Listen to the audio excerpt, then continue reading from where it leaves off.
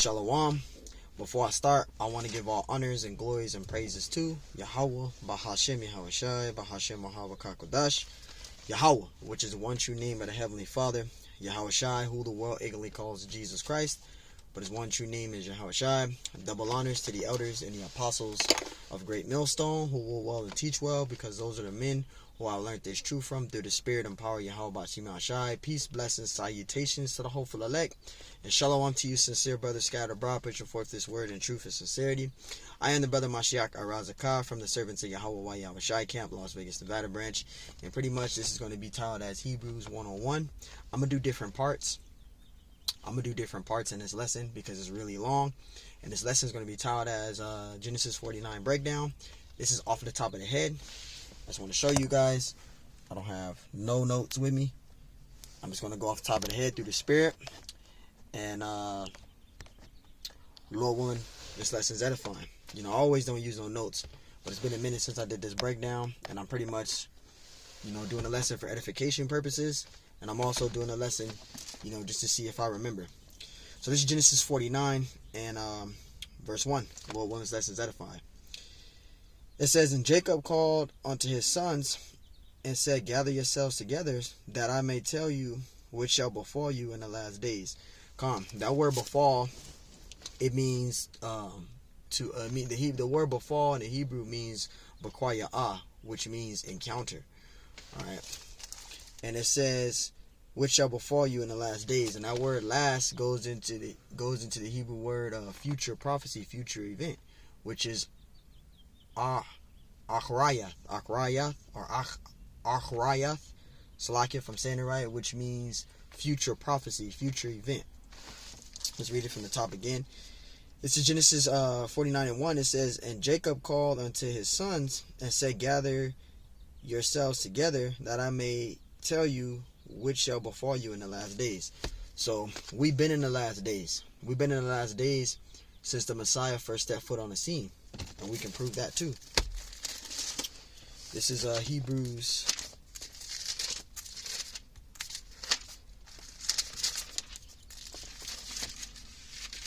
This is Romans. Salakia. Let me get this out. Bear with me. This is Hebrews chapter 2 and verse 2. Hebrews chapter 2 and verse 2. And it says, actually, Hebrews 1 and verse 2. It says, Salaki, this is Hebrews 1 and 2. It says, "Have in these last days spoken unto us by his Son," talking about Yahawashi, "whom he have appointed heir of all the things, by whom also he had made the worlds." Right, so Yahawashi, when he first stepped foot on the scene, that was the beginning of the last days. So we've been in the last days. Going back, Genesis 49 and verse 2, it says, "Gather yourselves together, and hear ye sons of Jacob, and hearken unto Israel your father," which is Jacob. Jacob's name was changed to Israel. Verse 3, it says, "Reuben, thou art my firstborn, my might, and the beginning of my strength, the excellency of dignity," right? "And the excellency of power," right? So Reuben is pretty much the Seminole Indians today. That's the tribe of Reuben. And Reuben was the only Native American tribe that was not taken down by the U.S. troops. All right, and to validate that, you can go into the secular history, going into the Seminole Wars. All right, you had the first Seminole War, the second Seminole War, and the third Seminole War. The first Seminole War was led by Andrew Jackson. All right, a general of Andrew Jackson, where they tried to take down the Seminole Indians, but they couldn't take the Seminole Indians down because the area that they're in was a swampy area. Everything around them was all swampy with water and etc. like that. So they didn't know the location where they were headed. They didn't know the things where they were going, etc. So, long story short, they tried to take down the Seminole Indians, and they couldn't. So they tried so many times, so we're to the point they were just like, forget it, we're just going to leave them alone. Let's read it again. This is Genesis 49:3, and if you want the dates and stuff, all you got to do is go put in the Seminole Wars. Put in the Seminole Wars, which the Seminole Wars took place in northern Florida. All right, that's where the Seminole Wars took place. I would think about the dates, but it's been a minute. I think the first Seminole War was from 1816 to I think 1818 or 1818, somewhere around there. Then you had the second Seminole Wars that took place in 1835 to I think 1842, somewhere around there. And then the third Seminole Wars, I kind of forgot. But, just giving you dates, you can look the information up. This is Genesis 49:3. It says, Reuben, thou art my firstborn, my might, and the beginning of my strength, the excellency, dignity of power. Right? It says, the excellency of dignity and the excellency of power. Verse 4, it says, unstable as water, thou shalt not excel, because thou wentest up to thy father's bed, then defilest thou it. Right. And what is this talking about? He slept with his father's concubine. Reuben, he slept with his father's concubine. And you can read that in Genesis 35 and verse 22, which I'm going to get right here. This is Genesis 35 and verse 22. It says, and it came to pass when Israel dwelt in that land, that Reuben went and lied with Bilhah, his father's concubine, and Israel heard it. Now the sons of Jacob were 12. So Reuben, he slept with his father's concubine. He broke the commandment. But the tribe of Reuben, all right, is the so-called Seminole Indians today. That's the one on earth. That's the tribe of Reuben, according to the Bible. All right. This is verse 5. It says, Simeon and Levi are brethren. Right? So Simeon and Levi, Simeon is the so-called Dominicans today. That's the tribe of Simeon. And the tribe of Levi, those are the Haitians today. All right, which they live on the same island, which is called Hispaniola. They're right next door to each other. You have Haiti, right, and you have the Dominican Republic, which they're right next door to each other. They're on the same island, and they're right next door to each other, right?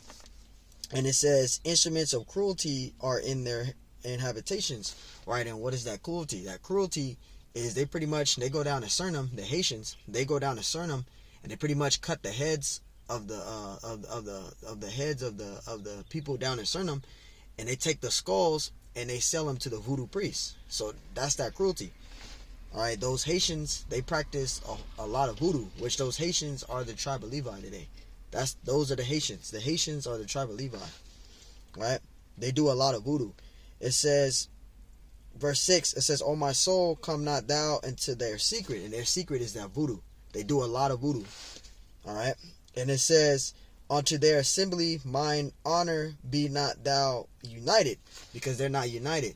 All right? Simeon, which are the Dominicans, and the Haitians, the Dominicans and the Haitians, they're not united. They don't get along. They don't like each other.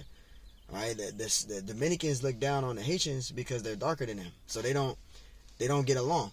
The Haitians and the Dominicans, they don't like each other. They're not united. All right? They never were really united like that. At one time they were, but they're not united. It says, verse 6, it says, my soul, come not thou unto their secret, unto their assembly, it says, mine honor, be not thou united, for in their anger they slew a man, and in their self will they dug down a wall. What is that going into? That's going into Simeon and Levi when they killed that Hamite for raping their sister Dana. And that's in Deuteronomy 34. And I think it's, verse 34. And we're going to read about it. Now, you had Jacob, he had a daughter named Dana. And she was raped by a Hamite. All right, which was of the line of the Hivites. All right, she was raped by that Hamite named Shechem. And his father wanted, after he raped Dana, Shechem's father wanted Jacob to give his daughter to wife his son Shechem, who raped Dana. And we're going to get that right now. This is Genesis 34 and verse 1. It says, Dana, the daughter of Leah, which she bare unto Jacob, it says, went out to see the daughters of the land. And when Shechem, the son of Hamor, the Hivite, prince of it says, prince of the country saw her. He took her and lied with her and defiled her. And what was that defiling? He raped her. He raped Dinah. All right. It says, verse 3, it says, and his soul cleaved unto Dinah, the daughter of Jacob, and he loved the damsel, right? And spake kindly unto the damsel. And Shechem spake unto his father Hamor. Hamor is the father of Shechem. And it says, saying, get me this damsel to wife. So Shechem wanted Jacob's daughter after he raped her. He wanted Shechem wanted Jacob's daughter as a wife. So he asked his father, Hamor, to speak to Jacob so he can have Jacob's daughter as his wife. And it says in verse 5, it says, and Jacob heard that he had defiled his daughter. So Jacob found out that he raped his daughter, right? It says his daughter, now his sons were with his cattle in the field, and Jacob held his peace until they were come. It says Hamor, the father of Shechem, went out unto Jacob to commune with him, to speak with him, right? Verse 7, and the sons of Jacob came out of the field when they heard it, and the men were grieved. They were mad. All of the sons of Jacob were mad because their sister got raped. They were all pissed off about it. It says that they were very wroth, meaning angry, because he had wrought folly in Israel in lying with Jacob's daughter. Because her brothers found out that she was raped by Shechem, who was a Hamite, right? And it says, which thing ought not to be done, right?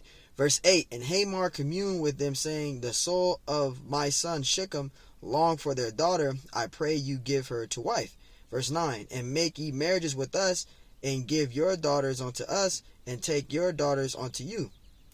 It says, and ye shall dwell with us, and the land shall be before you, dwell and trade you therein, and get you possessions therein. And Shechem said unto her father and unto her brethren, let me find grace in your eyes, in what ye shall say unto me. I will give. It says, unto me, I will give. Verse 12, ask me never so much. It says, draw in gift, and I will give according as ye shall say unto me, but give me the damsel to wife. So he wanted, long story short, because I'm not trying to make this long story short, Hamor wanted his son Shechem to have, Shechem wanted Jacob's daughter as his wife. So he had his father talk to Jacob, and Hamor was telling Jacob pretty much, we'll give you our daughters for your sons to wife if you give us Dinah, your daughter, to wife. So that's what that whole conversation was about. For those that are still trying to understand. So I'm just trying to read it to get down to the main point. This is verse, I was at, Salakia. Verse 13. Salakia, I lost where I was at. Verse 13. And the sons of Jacob answered Shechem and Hamor his father deceitfully, and said, because he had defiled Dinah, their sister. And they, verse 14, they said unto them, we cannot do this thing to give our sister to that is uncircumcised, for what were a reproach unto us. So pretty much this is going into that circumcision. Now, I know people are saying, what is the point? Okay, where's the point? Where it says in Genesis 49, right, where it goes down until it says they slew a man and dug down a wall, pretty much Shimeon and Levi, they got upset because that Hamite raped their sister. So they went into the village and they killed all the males in that city, and they took captive their wives and children after they killed all the men, all of those men in the city, because they took it upon themselves. When they got angry, they took it upon themselves, and they pretty much killed all the males in that city of those Hamites. And they took after they killed all those males, Shimeon and Levi took their wives and children captive. They took those women after they killed all the males.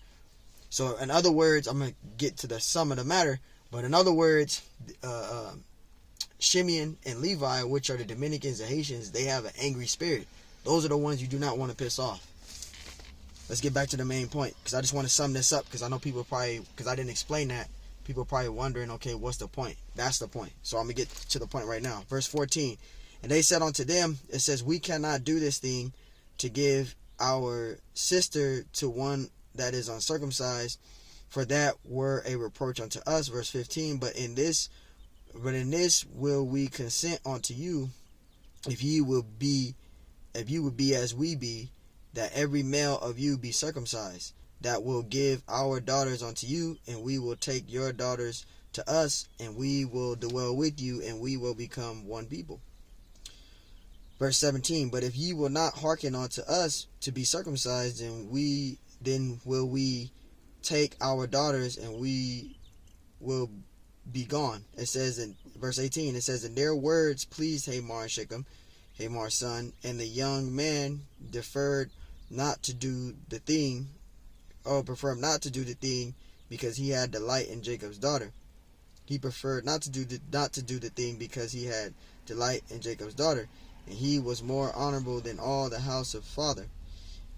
And Hamor and Shechem his son came unto the gate, right, of their city, and communed with the men of their city, saying, these men are peaceable with us, therefore let them dwell in the land and trade therein, for the land, behold, it is large enough for them. Let us take their daughters to us for wives, and let us give them our daughters. Only herein will the men consent unto us, for to dwell with us, to be one people. If every male among us be circumcised, as they have circumcised. Verse 23, shall not their cattle and their substance and every beast of theirs be ours? Only let us consent unto them, and they shall dwell with us. So pretty much this is what they were saying. This is what Hamor and Shechem was saying to the village. Long story short, we're almost there to the point. Verse 24, and unto Hamor and unto Shechem his son hearken all that went out of the gate of this city, and every male was circumcised, all that went out of the gate of his city. Verse 25, and it came to pass on the third day, so as they got circumcised, Shechem, Hamor, the father of Shechem, right? Shechem was circumcised, and all the males were all circumcised, because they did this circumcision with Jacob, pretty much making an oath to each other that they would do this. But on the third day after their circumcision, Shimeon and Levi, which is the Dominicans and the Haitians, they took it upon themselves to go into the city and kill all the males and take captive their wives and their children after they killed them.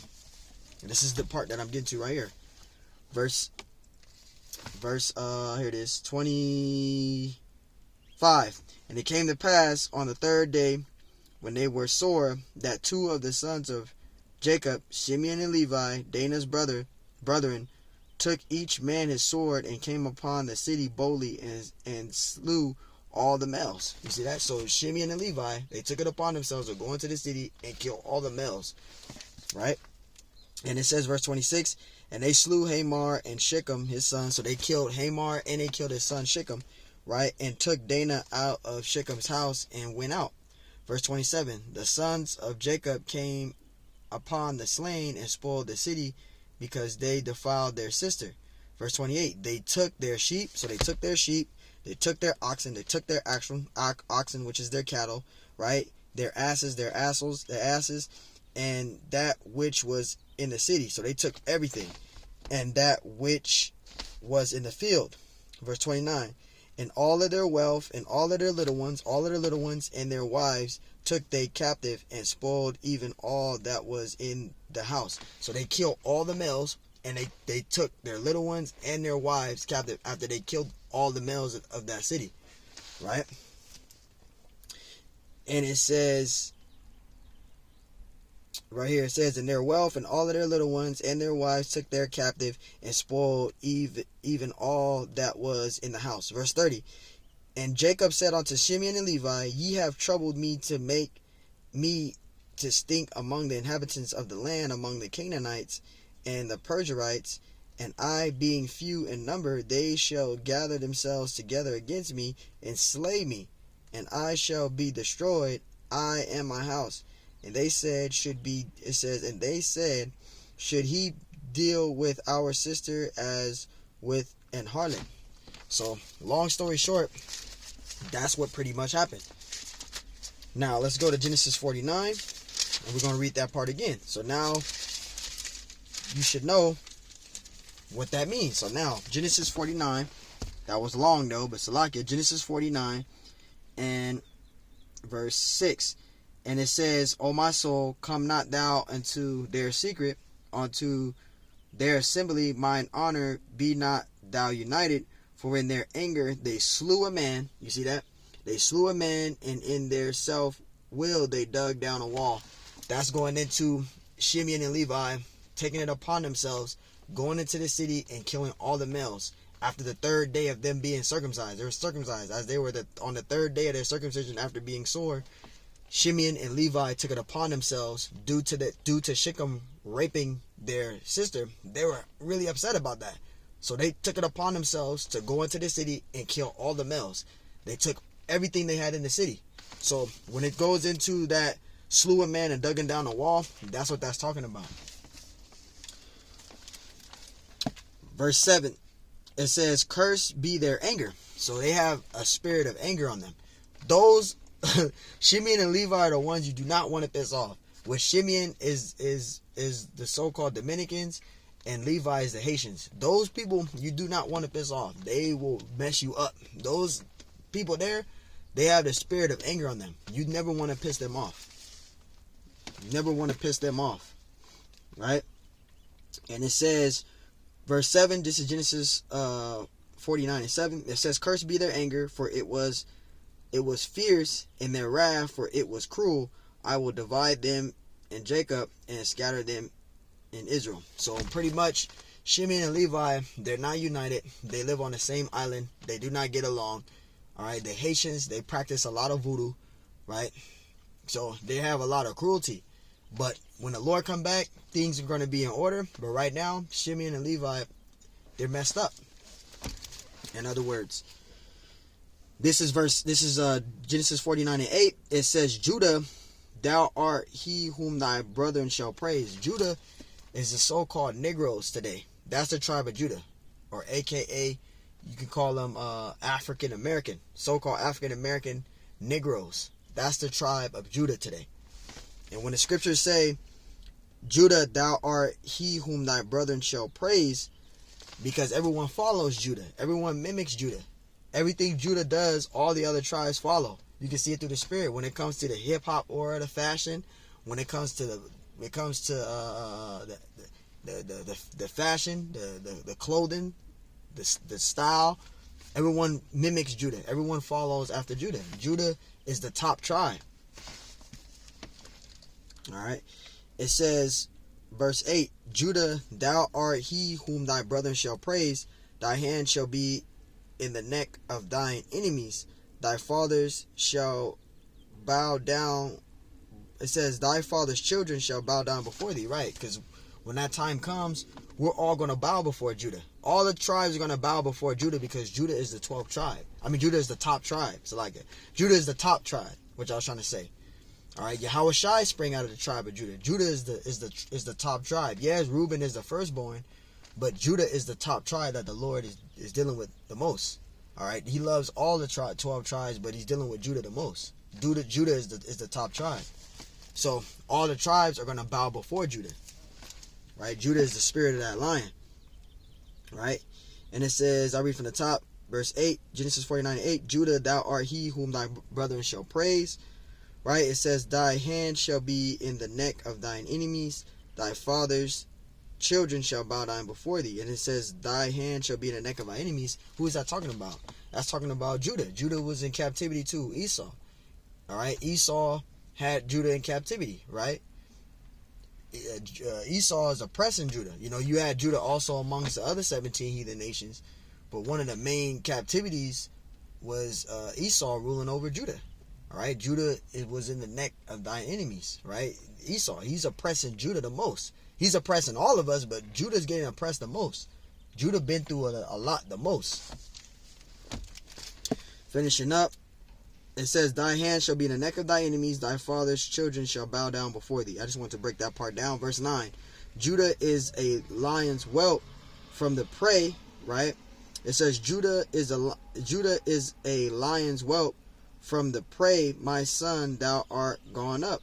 And that prey, that's talking about who? Esau, Edom. All right, Esau is that prey. He's gonna be that prey. And I got a precept. Let me go to that First Kings. I think it's 15 or 16. Bible Shah. Let me get it real quick. See if I can get that First Kings. This is Second Kings. I need that. First Kings. This is First Kings. I think it's 16 and 15 or 16.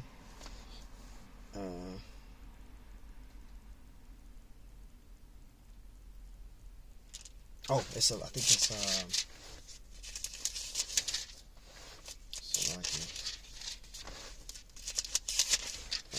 it's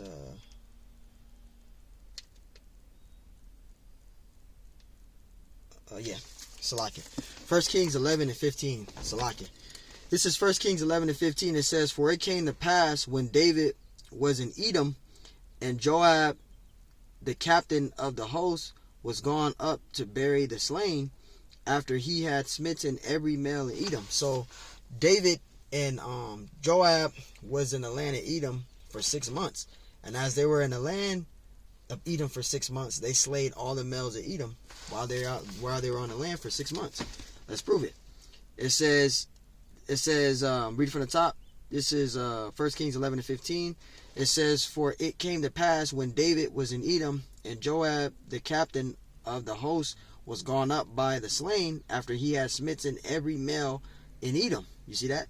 So again, David and Joab was in the land of Edom for 6 months.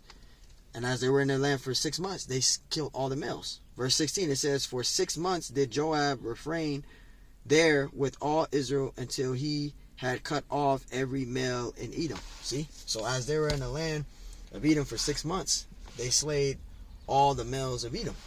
So when it goes into that prey, that's what that time is coming into. Esau is going to be that prey. Alright? Esau is going to be that prey. It says, verse 9, it says, Judah is a lion's whelp from the prey, my son, thou art gone up.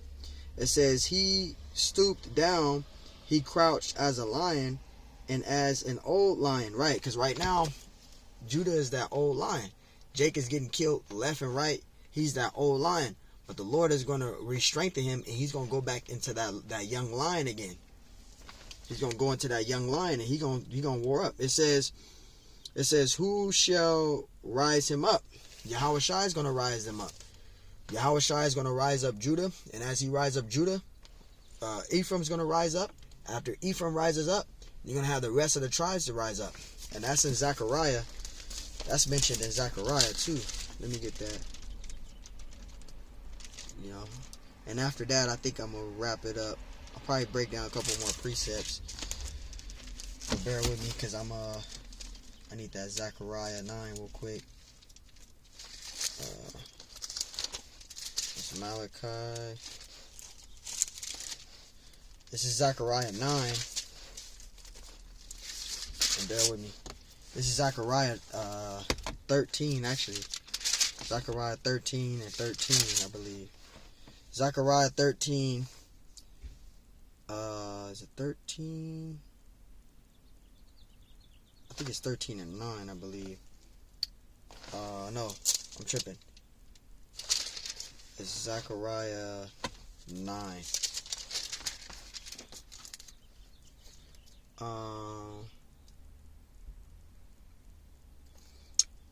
Salakia, bear with me, beloveds. I'm trying to remember. Yeah, it's Zechariah. Zechariah. Damn, I know I studied this in a minute. Salakia. It's Zechariah 13. Zechariah 9 and 13. Zechariah 9 and 13. It says, when I have bent Judah for me, it says, fill the bowl with Ephraim, right? And remnant seed of thy sons, O Zion, against thy sons, O Greece, and made thee as a sword of a mighty man, right? So that's going into that the Lord rising up the Israelites, All right, that goes into that. I read again. This is Zechariah 9:13. It says, when I have bent Judah for me, filled the bowl with Ephraim. See, raised up thy sons, O Zion. So Judah's going to rise up. Then once Judah rises up, then Ephraim's going to rise up. Once Ephraim rises up, then all the other tribes are going to rise up. They're going to become those mighty men. Right? And it says, read it right here. Zechariah 9:13. It says, when I have bent Judah for me, filled the bowl with Ephraim, and raised up thy sons, O Zion, against thy sons, O Greece, and made thee as a sword of a mighty man. So that's a prophecy showing you. So who's going to rise him up? Yahushua is going to rise up Judah. Judah's going to rise up, then Ephraim, then all the other tribes. All right, this is pretty long. It's 30 minutes. Let's go on verse, let's read that again. Verse 9. Judah is a lion's whelp from the prey. My son, thou art gone up. He stooped down. He crouched as a lion. And as an old lion, right? As an old lion, it says, who shall rise him up? Yahushua is going to rise him up. And we read that. Verse 10, it says, the scepter shall not depart from Judah, right? Nor a lawgiver from between his feet until Shiloh come. Shiloh is talking about the Messiah, Yahushua. And it says, and unto him shall the gathering of the people be. Yahushua is going to gather his people. All right. The tribes are going to be gathered under Yahushua. Right, verse 11, I'll wrap it up with this right here. Actually, I'll stop at verse 12. Verse 11, binding his foal onto the vine, and his ass's colt onto the choice vine. All right, an ass is a donkey, and a colt is a baby donkey. Right, his ass colt onto the choice vine. It says he washes his garments in wine, and his clothes in the blood of grapes. And this is a future prophecy given by Zechariah the prophet. This is Zechariah 9, and we're going to read verse 9. And it says, rejoice greatly, O daughter of Zion. Shout, O daughter of Jerusalem. Behold, thy king cometh unto thee. He is just and having a salutation lowly, and riding upon an ass and upon a colt, the foal of an ass. And this is a future prophecy given by Zechariah the prophet of the Messiah. This is talking about the Messiah here in Genesis 49 and verse 11. This is talking about the Messiah. All right, and to prove that really quick, this is past Matthew 21, and read down to verse 7. This is Matthew 21 and verse 7, and it says, and actually I'll read from the top, verse 6. And the disciples went and did as Yahushua commanded them, and brought the ass, which is a donkey, and the colt, which is a baby donkey, and put on them their clothes. They set him thereon. Verse 8. And a very great multitude spread their garments in a way. Others cut down branches from trees and strawed them. I was supposed to start from verse 1. So I'll start from verse 1. I messed up. This is Matthew 21 and 1. I'll read down to verse 7. It says, and when they drew nigh unto Jerusalem, which is Jerusalem, and were come to Bethphage, unto the Mount of Olives, then sent Yahushua 2 disciples. So he sent 2 of his disciples to go down to the village of Bethphage to gather him an ass, which is a donkey, and a colt, which is a baby donkey, and bring it back unto him. Right? And it says, unto the Mount of Olives, then sent Yahushua 2 disciples. Verse 2, saying unto them, go into the village over against you, and straightway ye shall find an ass tied, and a colt with her. Loose them, and bring them unto me. Verse 3, and if any man say aught unto you, ye shall say, the Lord have need of them, and straightway he will send them. Verse 4, all of this was done, that it might be fulfilled which was spoken by the prophet, saying, right? And that's talking about Zechariah the prophet, which we read in Zechariah 9 and 9, right? He foretold the prophecy of the Messiah gathering the donkey and the baby donkey, and riding upon the donkey on the side with the colt, which is a baby donkey. That's talking about the prophet Zechariah when you read in the scriptures. All right. Verse 5, it says, tell ye the daughter of Zion, behold, thy kingdom cometh unto thee, meek, sitting upon an ass, see, and a colt, the foal of an ass. Right? This prophecy goes back to Zechariah the prophet, which he mentioned about the Messiah. This is talking about the Messiah right here. Right? This is all talking about the Messiah. This is why we said the Messiah is mentioned all through the scriptures. To you Old Testament Israelites, the Messiah is mentioned all through the scriptures. Zechariah, the prophet, even mentioned Yahushua. And it said in verse 6, it says, and the disciples went and did as Yahushua commanded them. Verse 7, and brought an ass and the colt, and put on them their clothes, and they set him thereon. So this is a prophecy talking about the Messiah. So that's why we read Matthew 21, 1 through 7. So that's talking about the Messiah. So when you read Genesis 49, and you start from verse 10 all the way down to 12, this is all talking about the Messiah here. Verse 12, it says, now we're going to the Messiah. It says, his eyes shall be red with wine, and his teeth white with milk. And the red with wine is talking about the Messiah because he drank a lot of wine. He was a wine bibber. Now, when I say that, people get offended, but it's the truth. The Messiah drank a lot of wine. He didn't drink grape juice. He drank wine. He was a wine bibber. You have prophets drinking wine, man. All right? It says, in his teeth white with milk. The teeth is not talking about his actual teeth being white. It's a metaphor for talking about the word. It's talking about the scriptures. And we get that in 1 Peter, and we'll wrap it up with that. This is Salakia. Get that Peter out. And then we'll head back to this real quick. Salakia. Here it is right here. This is Peter, Salakia, 1 and 2. This is Peter. It might be 2 Peter. Yeah, it's 2 Peter 2 and 2. This is 2 Peter 2 and 2, because that teeth were white with milk. That's talking about the scriptures. This is 2 Peter 2 and 2. It says, as newborn babes desire the sincere milk of the word, that ye may grow thereby. So that's what that's talking about. When you read in the scriptures, and it talks about it says his teeth being white with milk, that's talking about the sincere milk of the word. That's talking about the scriptures, the Bible, the scriptures. All right, that's what it's talking about. Yahushua is of the word. The word is Yahushua. So read that again. We'll wrap it up right here. This is Genesis 49 and 12. It says, his eyes shall be red with wine, and his teeth white with milk. So that teeth white with milk is talking about the sincere milk of the word, which is talking about this truth. All right, Yahushua, he's the word. The word is written of Yahushua. You know, Psalms 40 and 7. So, hey, Lord willing, lessons edifying. We're going to do the second part later. I'll probably do the second part tomorrow, Lord willing. But I just wanted to do a quick hit to test myself, and also for edification purposes. And Lord willing, lessons edifying. I want to give all honors and glories and praise to Yahweh, Bahashim Yahushua, Bahashim Kakodash. And double honors to the elders and the apostles of Great Millstone. Lord willing, this lesson was edifying. Until next time I say, Shalom.